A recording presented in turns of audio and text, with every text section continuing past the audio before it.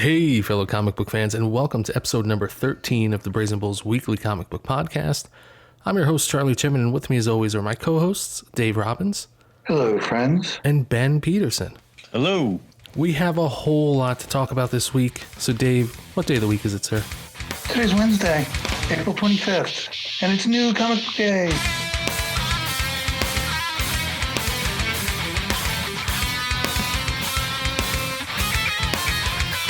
All right, so let's kick this off. We have some, exciting news. I just read a press release not too long ago, a few days ago. Found out that a favorite of ours, Gideon Falls, issue number 1 is going into its third printing, and issue number 2 is going into its second printing. Now, I know about you guys, but I am not surprised. No, especially with the ending, the most recent ending. It was pretty intense. So yeah, I understand both you guys still sleep with the lights on now. Oh, yeah. Ben, I don't know how you were out like in the wilderness last week. I did think about it. So you just didn't sleep the whole trip. I just didn't sleep. Yeah, I had my dog. It's cool. All right. So I'll give you that. But yeah, I'm excited that a series like this is really getting this attention and that it's really resonating with readers. I think we called this one right. We said this was great, and I mean, look what's going on. Yeah, that makes me feel special, doesn't it? Yeah, it can happen. Yeah, we could be right every now and then, right? Yeah, broken clock is right twice a day. There it is. So we just have to wait for every other Jeff Lemire title. Yeah. Say it's great, and we're gonna nail it. Be a fan. Yep. Yeah. So, but yeah, that's not the only series that we've talked about on here that's going into a second and third printing. Believe it or not, Sonic the Hedgehog issue number 1 is going into a third printing, and issue number 2 is going into a second printing. I know I said I wasn't really surprised with Gideon Falls going into a second and third printing. I am surprised with Sonic, just in the sense that this is a video game comic book that isn't, say, Assassin's Creed or Gears of War. This is a comic book that's really just supposed to be a ton of fun, and it's be a gift to, Sega and Sonic fans. So I guess that this is kind of just evidence of this is what happens when you treat a intellectual property correctly, But yeah, I'm surprised and not surprised, because it's like, yeah, I'm surprised. I'm like, really, Sonic? But at the same time, I'm like, there's a lot of people that dig Sonic. Like, yeah, it's not really surprising. And like you say, I mean, yeah, it doesn't have like the crazy backstory, I would say. Mm-hmm. But at the same time, I mean, well, that's probably the strength of it too. It's just for fun. Yeah. And clearly there's enough story there to have an ongoing series that makes sense. And like I said, still resonates with fans, because I have a hard time believing that this is all brand new, Sonic fans. Clearly I think that the majority of buyers here enjoyed the games, whether it was, when the game originally came out, or if it's on an emulator on their computer. They know Sonic from playing the game. And I just think it's really going over well, and I'm glad to see that. I thoroughly enjoyed everything. Yeah. So a little bit of news. How about we get on with our comics? Another pretty good week. Yeah. We have a few that we definitely need to talk about. Some we need to check up on. Had a few change-ups. But how about we start out with Hal Jordan and the Green Lantern Corps? Absolutely. That was another great one. Like, I mean, I've enjoyed all of the recent Hal Jordan ones. I feel like this one was pretty exciting, though. Like, oh, yeah. It wasn't crazy action-packed, I would say, but a lot happened. Yes. And that was a lot of fun. And I don't know, the whole... you got the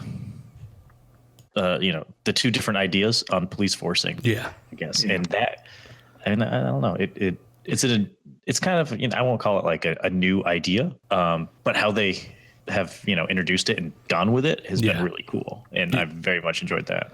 Yeah, the way that they're handling this, they're doing it in a way that I think is definitely going to tear readers, and that's the intention. And I think that it's effective in that sense because, in one hand you have, you want to root for the Green Lanterns, for the Corps.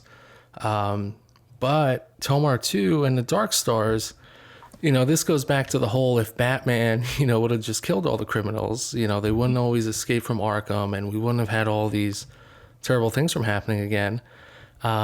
It's an interesting concept, and I think that it's one that's always in the back of readers' minds. I know I always keep it there. It is. And the whole idea that, like, as you say, like, if they hadn't gotten out, they wouldn't have killed more people. Mm-hmm. So look at it that way. Like, kill this one guy versus him killing 10 people. Yeah. It's always a tough one. And that will, like you say, split readers. Yeah.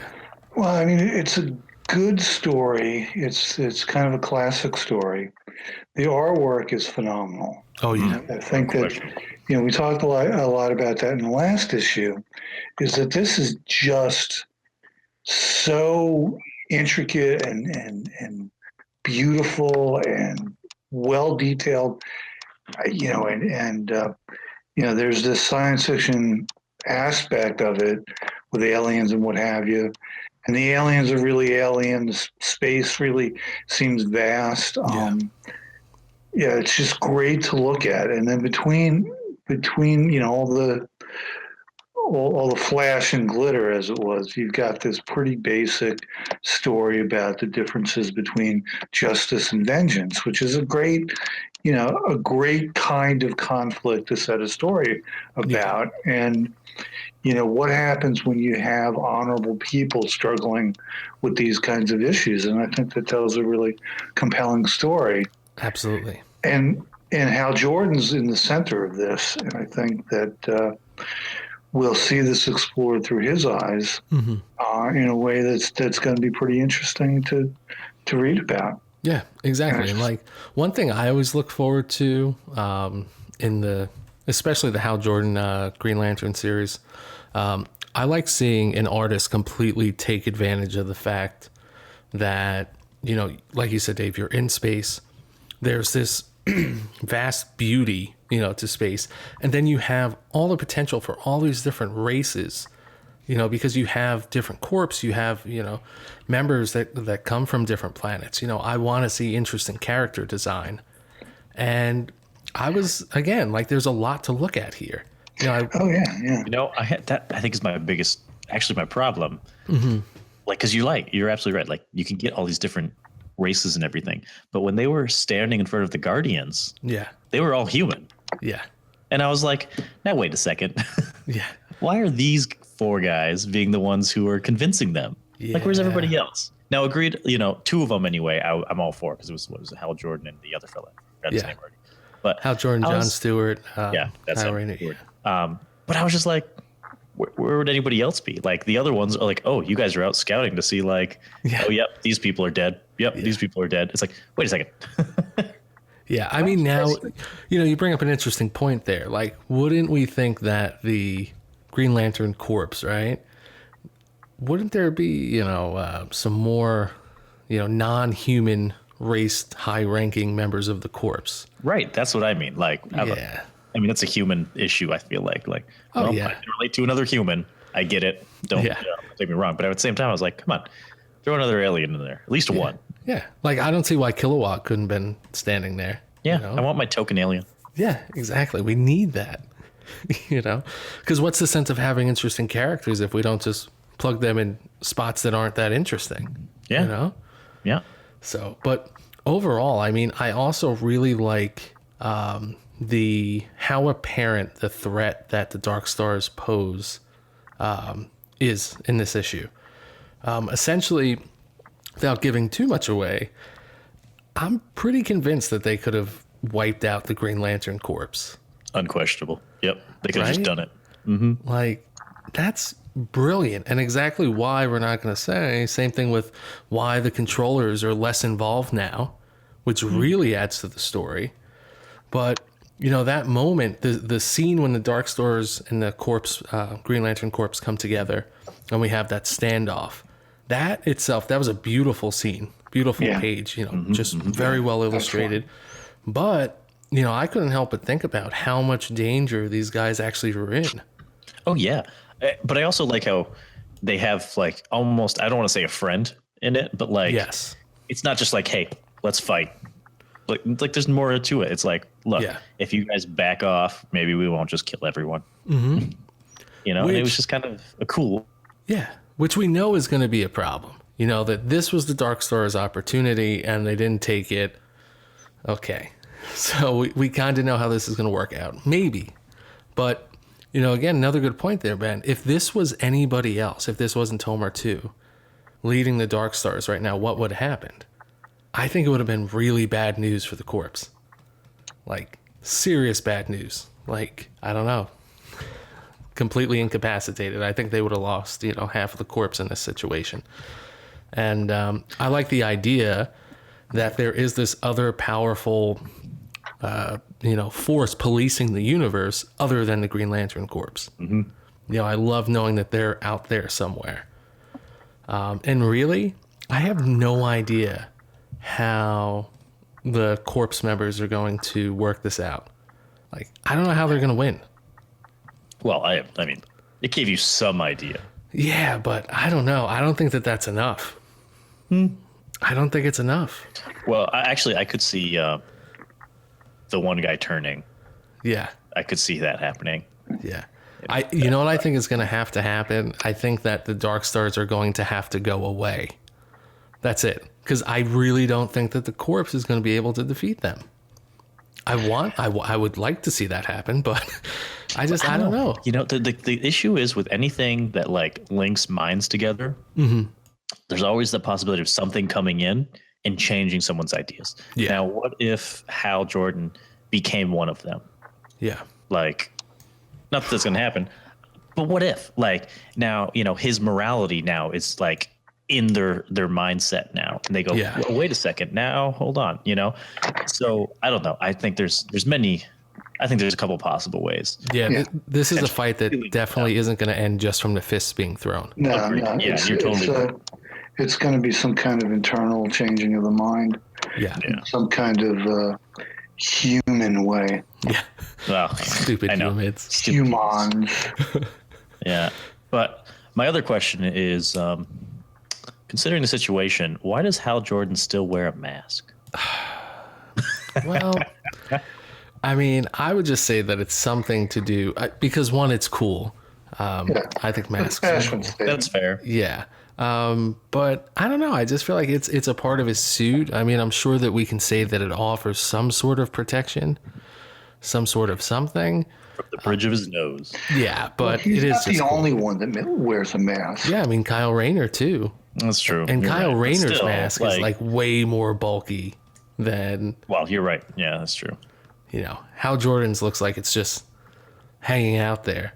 Like, I feel like Kyle Rayner's neck gets sore at the end of the day. Like, you know what I mean? Like, he's just tired of it weighing down on his face. Right. Yeah, for Hal Jordan, it's like wearing sunglasses indoors. Yeah. Yeah, he's cool. He can do it. That's right. His ring is his will. Like, he doesn't get a ring. He willed that ring together. He can wear sunglasses indoors. He only drinks before noon. Like, that's what it is. Like, that's Hal Jordan. Oh man, I love the Green Lantern so much. But it's not all good. And it's not all about the Green Lantern. And it's not all about Hal Jordan and the Green Lantern Corps and wearing sunglasses inside and drinking before noon. We do have to move on a little bit. We're still staying with DC. We had another issue of Silencer this week. What did you guys think? How are we feeling? This is another week of Charlie having some kind of epiphany about these New Age of heroes. Yeah. This week, it's because the art has changed. Yes. Mm-hmm. I think we're all paying closer attention to this book because it looks so much better. It does. To be honest with you. I mean, let me just say what I've been saying before is that it looked rushed. Now there's really an attention to detail and a real sharp style to what's going on. And her super suit doesn't look like a snowsuit anymore. Yeah. That's a big plus. Oh my gosh. The change of art, this was a make it or break it issue for me. Yeah. If this had been another of the same, I probably would have stopped. Yeah. Now, So the artwork, as you say, 100%, like it fits the story so much better. Yes. And that's what does it for me. Now, the story, though, is still more of the same. Yeah. But I'm willing to give it another shot now. See, and that's the thing. We're given this title a lot of benefit just based on how much the art has improved. Yeah. But it's the same story we've been reading every issue since the beginning. Yeah. It's just again with Talia al Ghul, again with some super secret store where you buy the weapons. Yeah. Again with the kid who apparently is only 5 years old. For some reason, I thought he was a lot older. We know all this. Yeah. And then, there's the inciting action about the person that she was supposed to, the person who was supposed to be the last person she killed, Yeah. runs her into another one of DC's characters. But this time it actually seems pretty organic and makes a lot of sense. Yeah. True. Yeah. Very much so. Yeah. So it's as if this whole series started with this issue, or it could have started with this issue, and it would have been a better series for it. Yeah, and I felt the same way about the last issue of Damage. I kind of brought up, I was like, look, if we would have started here, I would have been fine. Yeah. Take the first 3 issues, turn that into some sort of take the best parts, turn it into a 0 issue. I'm happy. Yeah. And, we do have this is a drastic change in style for the book. Yeah. And Very much. I am a fan of John Romita Jr.'s work. Yeah. I don't know what it was. I just really didn't think that it fit. I mean, I love what he's doing in Kick-Ass. Yep, absolutely. But this just didn't work. I think that now the feel of the book is more, it's complementing the script more than it was. But at the same time, like you guys said, we're getting the same story. We're really not moving forward. I feel like we're stuck in first gear here. Yeah. And I would have been much happier if this was issue number 1. I agree. Yeah, like not totally number 1, but it didn't take much. Like it wouldn't have taken much else. But like Dave said, like it was more organic. It flowed better. Yeah. Mm-hmm. And I think that was the artwork. It was the artwork taking that load off. Yeah. Where before it didn't quite work, now it did, and it just flowed better. And here we are. Like I said, it was enough for me to give it another shot. Yeah. And I'll wait for it next time. Yeah, I think definitely I'd be willing to read one more issue just to see, because I think now we have a little bit more, we have the potential for the series to improve. Very much. Like it only I think it would just take a slight tweaking almost to the story to just move it past where it is. It almost seems like you say it's stuck in first gear. It just can't get past itself. So what do you think? Change and then another one. Yeah. So Ben, what do you think could happen right now? Right, this issue ends. We're on issue number 5. What do you need to happen to sell you on the series? Oh, what do I need? Well, to some degree, I need to actually. At this point, I get that what she wants is that normal life. Yeah. We need to get past it. Like, that's all she keeps dwelling on. I get it. Like, let's move past it. Yeah. And what I don't know exactly what it needs. Like, I know that's the end goal. But get past that. They need to stop talking about that. Yeah, exactly. And also, from what's revealed in this issue, is that she has a lot more to do with what's going on than she'll even admit to herself. Yeah.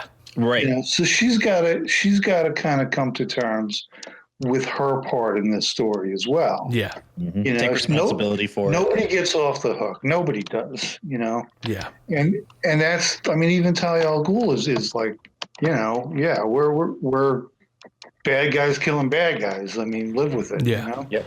So I guess what I would need is just, I mean, she needs to take responsibility for it. I don't care if she just burns the whole place down in the end. Like, fine. But as I said, she just needs to take responsibility. Just do it. Yeah. And just stop being like, well, I'm only doing it because I have to.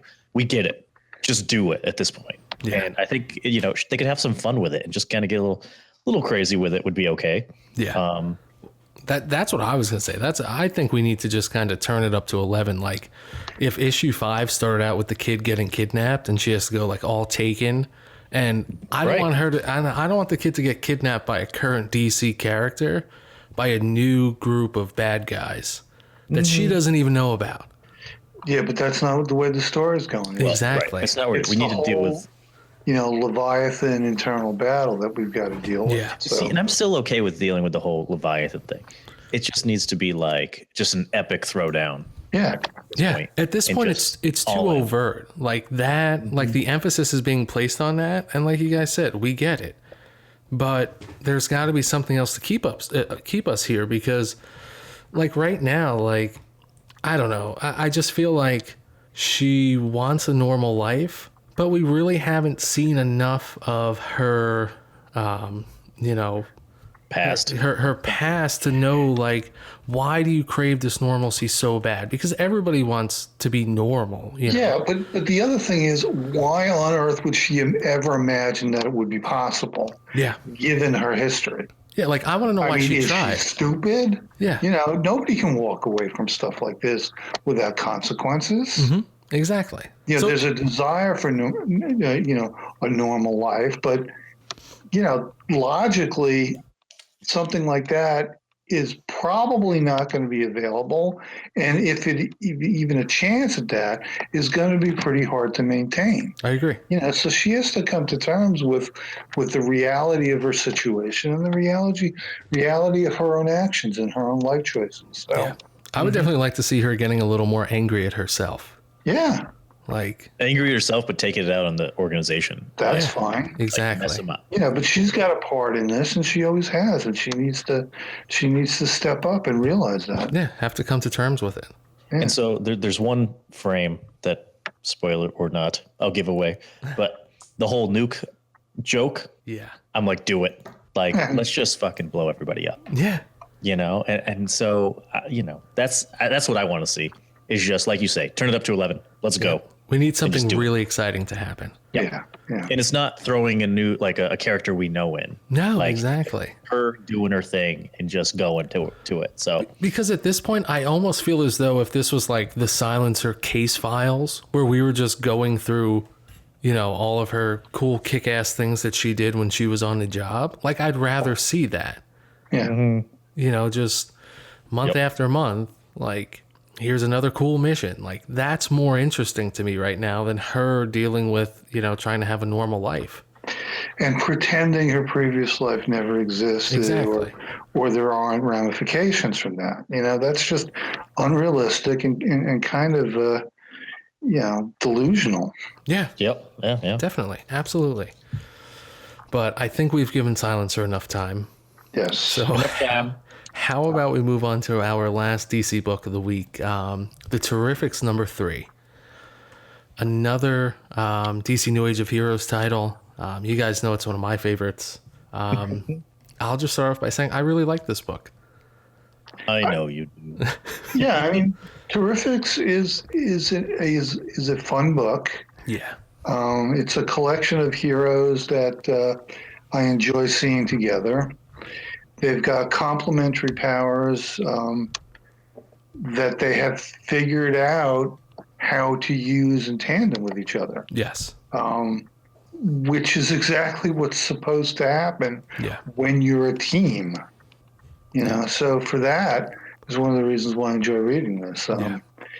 We're getting a little bit more of a broader story here, some sinister aspects that are arising, let's say. Yes. Not sure where that's going to go, but that's kind of interesting. It looks like they're adding a little bit more of an edge to this, Yeah. which will be welcome. Yeah. Yeah, they need a defined, they don't have a defined villain almost. Yeah. Yeah. They need a little bit more direction. And this starts getting in that direction.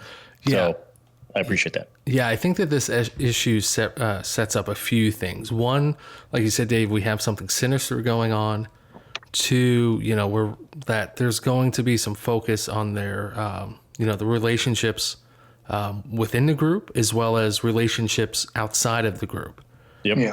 So I really like that. We're kind of hinting, or Jeff Lemire is hinting at this added depth and all the possibilities, and it really does have me excited for what's to come. Not necessarily what's going to happen in issue #4, which I am looking forward to reading, but I mean, for the rest of the series, you know, we have things being hinted at here that has me excited and saying, look, this can go in a lot of different directions. I'm sure at some point they're going to be able to separate, and, you know, they're going to have to come back together for some reason or another. You know, that's going to happen. This is a story about, you know, a super group. Those things happen. But I think that there's going to be so much other story packed into it in between, you know, the moments that we kind of expect, that it's gonna keep me coming back. So I find it very hard to believe that I would ever consider not picking this up while it's in print. So that's a bold statement, I know. Yeah, It is a bold statement. See, I'm on the fence about it. Like, it hasn't totally grabbed me yet. I don't know what I'm missing necessarily in it. I feel like this is a very, very I don't want to call it real group, but more realistic. Where what is it, Mr. Terrific? He is a jerk. Yeah. Period. But that makes more sense. It's not like, hey, I'm a really nice guy who's also a genius and just happens to try to fix everything. No, I'm a jerk. I'm fixing things how I feel they should be fixed, and really because of me. Yeah. Like, and I'm cool with that. Like, that makes more sense to me, even if sometimes I want to punch him in the face. Yeah. So Yeah. Now, Dave, I'll throw this one out there for you. So it was just recently announced that Marvel's going to bring back the Fantastic Four.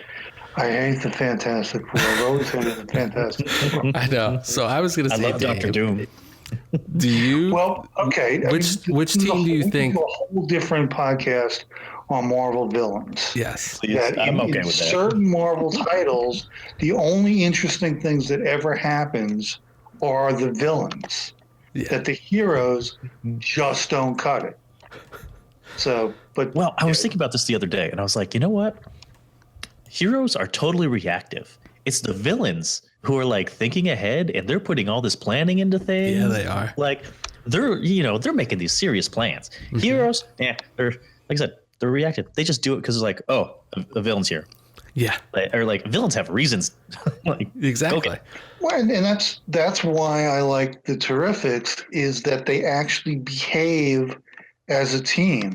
Yes. You know, what's her name? You know, suddenly has this ability to blow stuff up when she touches them. Yeah. Right. So they decide to use that ability. That's great. That's problem solving. That's working together. Yes. You know, I wish all these teams would do that. You know. Yeah.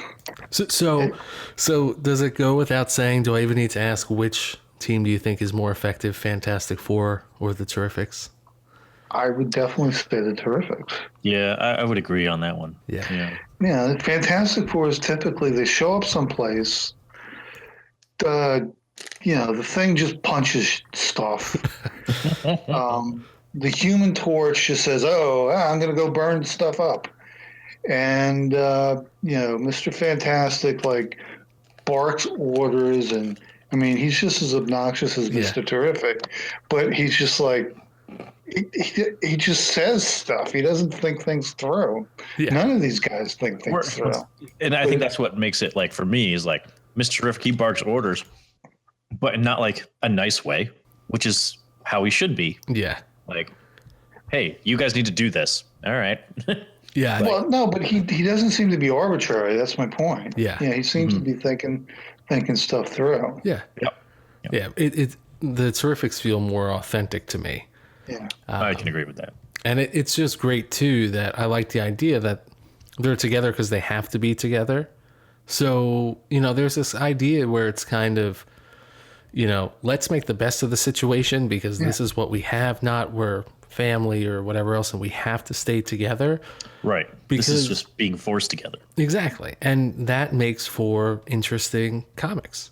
It really does. Like I said, sooner or later, we know that something's going to happen where Mr. Terrific's going to figure it out and they can separate. That's But down by the then, line. no, maybe they want to stay together. I get it. Exactly. Still, for me, I love Doctor Doom. So, Yeah, Dr. Doom's brilliant. that's the only reason I would be like, I like Fantastic Four better. Yeah. Only because Doctor Doom would be there. Yeah. So, but once again, as a team, the Terrifics are more effective. Yeah. And, you know, like, it's kind of funny you said that because remember how when we first started talking about Sideways, we were making the comparisons to like Spider-Man. Like I was thinking the same thing. Like I like Spider-Man because Venom. And but now in Sideways, apparently there's some sort of like, I don't know, symbiote looking thing. So Potential, maybe, to be similar. So yeah, we don't know what it is. I mean, it's some sort of black gooey badness.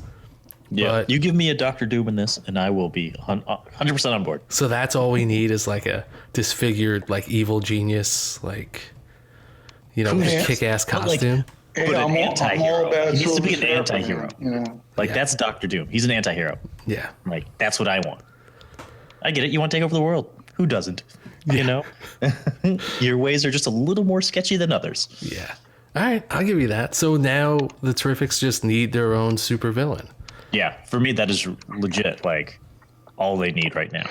Yeah, and so the guy shows up on inline skates, let's say. Intergalactic, skating through space, let's say. Not I don't want him to surfing. be like. I don't want him And to they're be a golden joke. skates. I don't call Doctor Doom a joke. No. No, but instead of a Silver Surfer, they're going to have like a golden skater. Okay. Yes. Fine. Who is going to warn the coming of the real bad guy? Right. And the Terrifics are actually going to listen Yeah. instead of once. trying to punch him. Yeah. Oh, really? There's somebody worse than you? Well, we don't have the Golden Skater. We have Tom Strong, right? Yeah, but what's going to happen is we're going to have some sort of crazy world-ending thing going on soon because I think it's kind of hinted It's at. not even world. It's universe ending. Yeah, It's not even hinted. which Like, is so much worse. they're like, hey, I'm probably dead. Save the universe. And All right, fine. here's the thing about that. I just want to say if like we can ever, and maybe we can now record holograms for like after we're dead, that's exactly what I'm going to say in my hologram. Like if you're reading this, it's already too late. I'm dead. And the universe is in danger. And you're the only one that can save it. Like that's what I would say. So whoever finds it, if we leave hologram messages, you heard it here first. You're going to set up some kind of treasure hunt where people are falling off mountains all over the world. Dude, that would be more fun. Exactly. Well, I'm make just it gonna ridiculous. I'll just draw the map, but there won't be any treasure. Yeah, exactly. Like look for a 1887 penny. Yes. It'll be ridiculous, but we got way off topic there. Okay. So how about right. we just Back on topic. bring That's it the back? Terrifics. That was the Let's Terrifics. move on to Valiant. Perfect. Yeah. A little bit of Shadow Man. Nice. I like Shadow Man. I like the new introduction of Shadow Man. I think it's an interesting character in an interesting place. I like the bridge between two worlds, the dark side and this world. The problem with this issue, though, is it kind of slows down a little bit because it's setting up Yeah. the big bads. Yeah. I mean, Yeah. we got introduced to Baron Samedi again as an active villain in the last issue, and now we have a more contemporary big business evildoer Yeah. in this issue, who's kind of interesting. I kind of like his approach and the kinds of things that he's doing, Yeah. and in a direct way, he's behaving as more of an evil actor than Baron Samedi was. Baron Samedi is like this creature that seeks power, and this new villain is just an evil person who is involved in the supernatural as well. Yeah. So I think that there's a lot of interesting places where Shadow Man is going to go in terms of supernatural and contemporary battles. Yes. And I'm really looking forward to that. And having said that, this issue was just like, okay, just putting the pieces on the table, basically. Yeah. True. It was a setting up piece. But I actually like the fact that because he's missing his scythe, he's like Alyssa, right? Is that her name? She can take it, essentially. Like, I like that Shadow Man is not just this all powerful, superhero. And he's like, hey, I got this. No, he truly does need help. He doesn't have his stuff together. And that I appreciate more, just because it means there's a little bit more story than just like, hey, by the end we figured out how to beat him, let's just beat him up. Yeah. Right. There's more. There's more to look forward to. Yeah. Oh yeah. Yeah. And that's what I think is really exciting. Like for me, this issue had a very strong ending. Very strong. Yeah. And I think issue number 1 was very exciting. It was a great first issue, great reintroduction. It really moved. And like you said, we lost a little bit of momentum here. I think we got some of that momentum back within the last, 10, 12 pages of the book. But for me, the beginning and the middle was a real bit of a speed bump. Really slowed me down. But like you said, Dave, setting the scene for bigger and better things.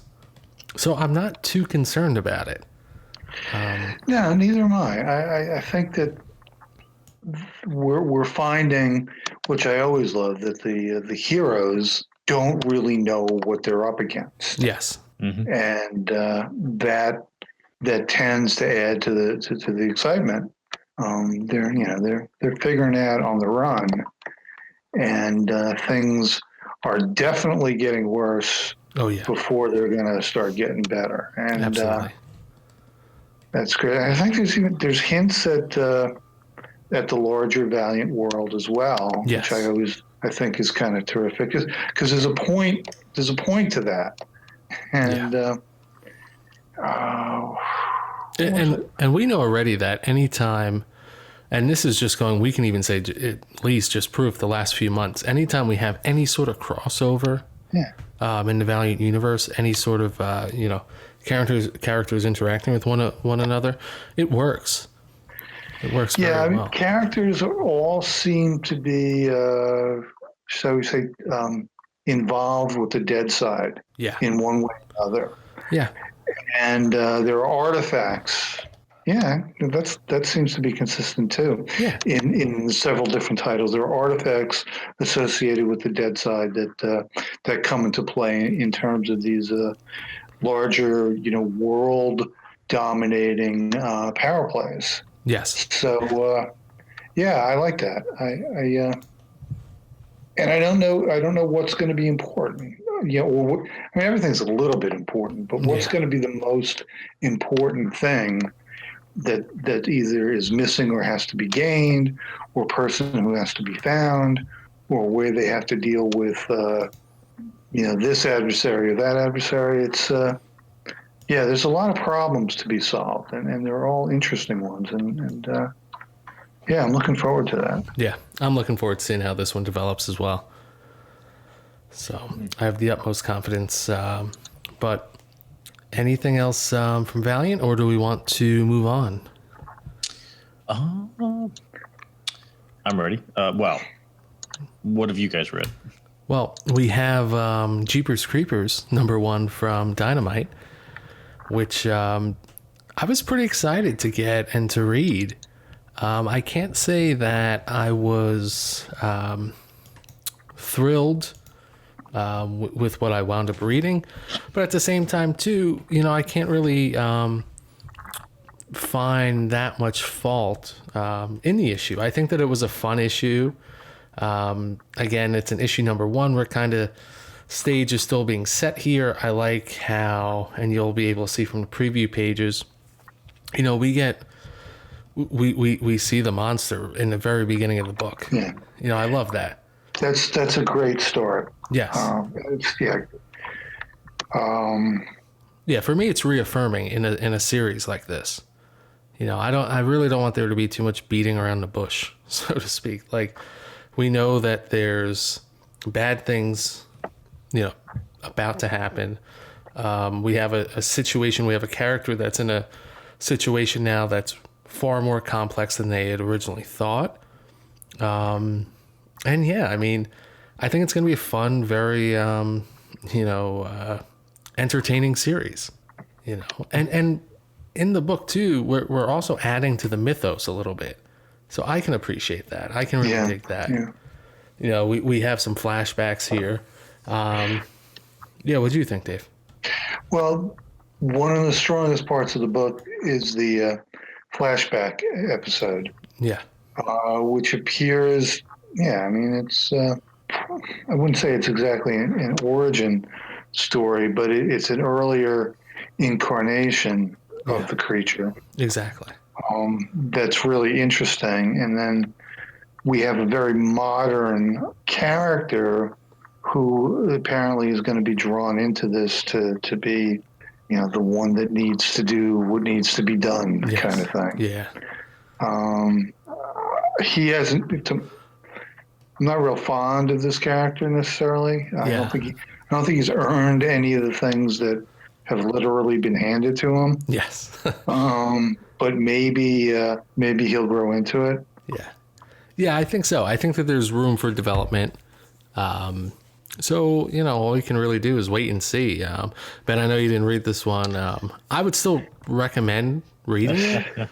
Well, again, we kind of we're starting to go by people we're familiar with. This is another Mark Andreyko Yes. book, and we're familiar with his work, and we generally do enjoy what he does. And there's some interesting things going on here. Yes. Again, it's the first issue. The introduction of this one character, I'm worried about a little bit, but I think in the big picture, Yeah. the monster is going to be awesome. Oh, yeah. The way the monster is in the world is going to make a lot of sense and be kind of cool. Yeah. It's just the normal people that remain to be seen how they deal with what's to come. Yeah, and what else I think too, like this is something like if you enjoyed the films and you're like, hey, maybe this is something I would like, I'd say yes, this is definitely something you should pick up, something you'll like, because it's entertaining and it's pretty cool. Like I said, it's got a great opening. I really like the ending. The middle, there's some potential for improvement, for a little bit more. Right now, like you said, Dave, I'm just not really feeling the protagonist here. There's definitely room for growth, definitely room for development. Yeah, I mean, either he has to be killed off right away, and we get somebody more interesting, or suddenly he rises to the occasion. Yeah, I agree. But what's gonna come up ahead? He's got to earn his place in this narrative. Yes. And so far he hasn't earned it yet. Exactly. Because the creature, I think definitely, even if you look back at those pages, like the layout, like those are all really cool pages. Oh, yeah, yeah. So it's like, I want more of that. So I'm definitely going to keep reading, But yeah, I mean, that's all I got. Like I said, Ben, I know you didn't read this one. I'd say pick it up. I'd say I don't definitely. like to be scared, so It's fine. You'll be okay. Don't worry. If you could get through the ending of last Gideon Falls, you'll be okay. that's fair. Yeah. So, all right. Well, that's Jeepers Creepers. We haven't talked about any Image books yet. We got a couple of good ones this week. Yeah. So how about we start off with Cyberforce? Yeah, Cyberforce. So I read the first one. Mm-hmm. I was really into it without really knowing what the heck was going on. I feel like I didn't have a whole lot of information. Yeah. The last episode, this one gave you a lot more. I feel like, well, I won't say a lot. It gave you more. It moves you along the story. Yeah.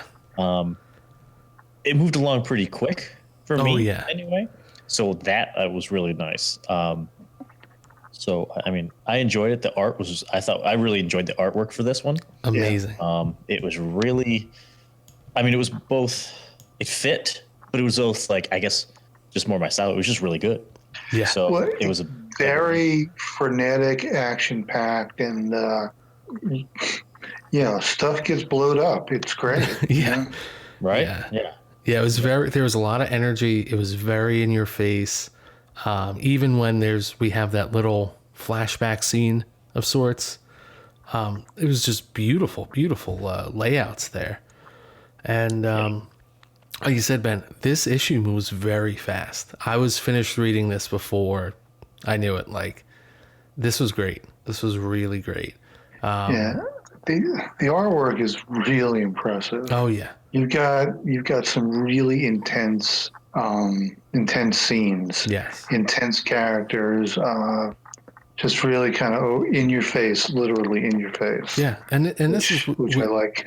yeah, we go back to, and I know we've brought it up before, like it has a very cinematic feel. Yeah, Like scenes really do flow nicely from one to the next, and the action, it's great. It's Yeah. great. You know, I really got pulled into this one. I think it's very well balanced. You know, the plot's moving in a direction that we wanted to. It's still a bit of a slow burn, I would say. It is. Like I'm hoping it takes off here shortly. Yeah. Because you're right. It has been kind of slow in a way getting started. Yeah. Like it has its actiony parts, and this one moved so quickly. It was great. I just need a little bit more, I think. Yeah, exactly. You need to know where you're heading. Yeah. Well, I mean, we've got two opposing teams of enhanced beings. One of which calls. Well, we met last issue. Yeah. She's reawakened Killjoy, so they're teaming up to go against Stryker and his daughter, which it seems to be an interesting conflict between them as well. So both teams of I don't know what you call them. Super people. Super people, yeah. That's what they prefer. Antagonists, whatever. Politically correct. Don't really get along with each other. Yeah, You know, which is so great.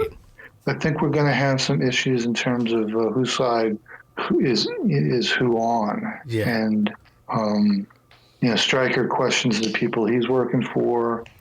The bad guy questions everything. And Killjoy, I'm pretty sure, is just going to be out for herself. Yeah. Yeah. So I think there's going to be lots of unexpected consequences as they go forward. Absolutely. I'm really excited to see what happens. This is another one I don't see any reason why I would stop reading. Yeah. So Yeah. there's great things to come. I think that's obvious at this point. But great things that are happening right now. The last book that we wanted to talk about tonight was Hit Girl number 3. Now, I think it's another great issue. You know, 3 issues in so far, 3 great issues. We have a lot more going on, I think, here. And I'm really eager for issue 4 now and seeing how this is going to end, just because I feel like the story isn't as simple as it appeared at first, you know, as it seemed in issues 1 and 2. You know, I think it was simpler then. Yeah. Well, issue 2, the ending of issue 2 definitely set us up for, wait a second, there's more going on here than we thought. Yeah, and we still don't have all our answers. Yeah. We get hints of what Hit Girl is up to, but I don't think we have a real sense of what her end game really is. Yeah. Kill all the bad guys. You know? Yeah. Yeah. I mean, literally, that is what's happening. Yeah. But I still get the sense, and maybe maybe I'm hoping that there's more to it than just kill all the bad guys. Yeah. But it seems it's got to be a point to all of this, I guess. I mean, I suppose it doesn't have to be, but I'm hoping that there is some kind of point to all this mayhem. Yeah. I would think so. And I mean, you have the basic, the easy out, essentially. Like, hey, this is why she's doing it. But yeah, there's clearly a little bit more involved.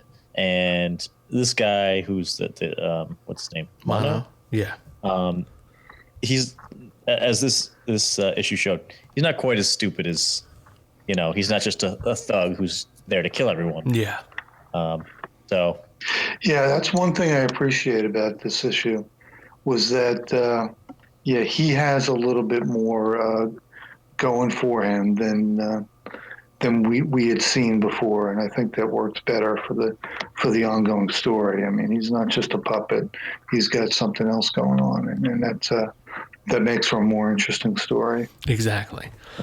And remember, guys, we only have one more issue while Mindy Hit Girl's in Colombia. Right. Right. So it's got to wrap up pretty quick. Yeah, next issue, that's it. She's going to be moving on. Then she goes to a place that's even more frightening. Yes, which I can't wait to see what that is. It's Canada. Oh, God. Oh, what's that all about, eh? No, but I just, this is another one, and I've talked about this, like with Nick Wilson, right? Nick Wilson was a series where I'm like, I don't see how the hell they're going to wrap this up in an issue or 2 issues. I've been talking about this for a while now. I kind of don't want Mindy to leave Columbia. I do and I don't. Like, I think that it's going to be, this arc is going to be wrapped up very well next issue. Because I think what we find out is what the point to all this had been. Yeah. And that leads to whatever else happens next. Yeah. Yeah. I don't think it's just this random, kill all the drug dealers in Columbia story. I think there's more going on to it than that. Yeah. True. Mm-hmm. Yeah. Well, isn't it, was she contacted by her aide, her Yes. Overwatch, right? I believe she was. So, I mean, I guess that's kind of it right there. Like, Hit Girl was just kind of answering calls, and, this is the person she's working with right now in Colombia. Getting back at the people that killed her, I forget her name, the, Overwatch's family or whatever, her kid, right? Mm-hmm. So, we already have a little bit of a idea of how this should end. But I don't know. I'm excited to see it happening. Didn't have any new cool tech gadgets like we did last time. Yeah, that was a little disappointing. I know. And she kept talking about it too. It's like, oh, okay. What's going to happen here? Exactly. More face melting? Oh, gee, I hope so. Yeah. Yeah. And it's like, I don't know, but like I was happy. There was so many bullets fired in this issue. Oh, yeah. Like, sure. Ridiculous. But it works. It works very well. And despite the gratuitous amounts of violence, there's still a great story there.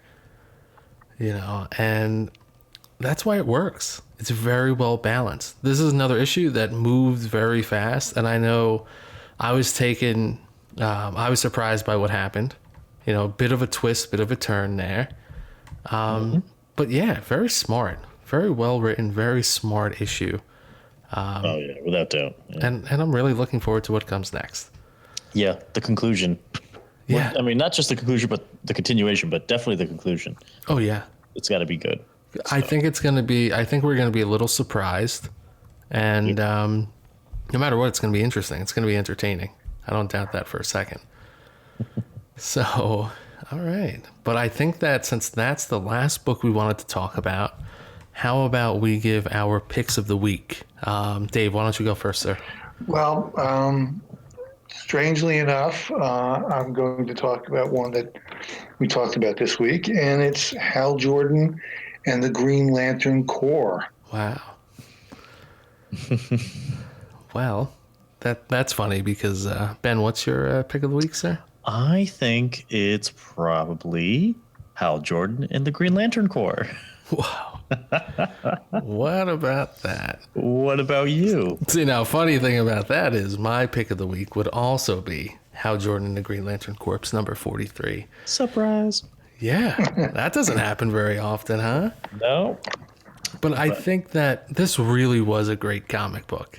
It was a great issue by itself, but Yeah. it was a great overall story. Yeah, Without and question. all the pieces fell into place the way a superhero comic book is supposed to. Yeah. Mm-hmm. Yeah, it felt good. It read good. Again, eager for next issue. There's more than enough to go back and give this a second read, both for the script and for the illustrations. I think this is a book that you can just kind of stare and gawk at for a while. Go panel by panel and appreciate it. Yeah, this was Read great. it a couple times. It was a good one, and it's got a lot. It's not just pretty; it's got a lot to think about. Oh yeah, That's awesome. Oh, yeah. So yeah, very well rounded, very balanced. And this is, this is on the verge of one of those comic books you recommend to the friends, and then you just you wind up giving it to them. This in issue 42. Like, just check these out. Yeah, absolutely. And this too, I think this will be a trade paperback once this arc comes out, the collected arc. I would definitely want to read I it. think it would fit well. Yeah, I'd love to get that. But with that being said, those are our picks of the week. We all picked Hal Jordan and the Green Lantern Corps number 43. So go get it. So go get it. With our picks out of the way, that concludes this week's show. So if you're listening, be sure to like the video, hit the subscribe button, and visit thebrazenbull.com for more great comic book content. Until next time. Bye.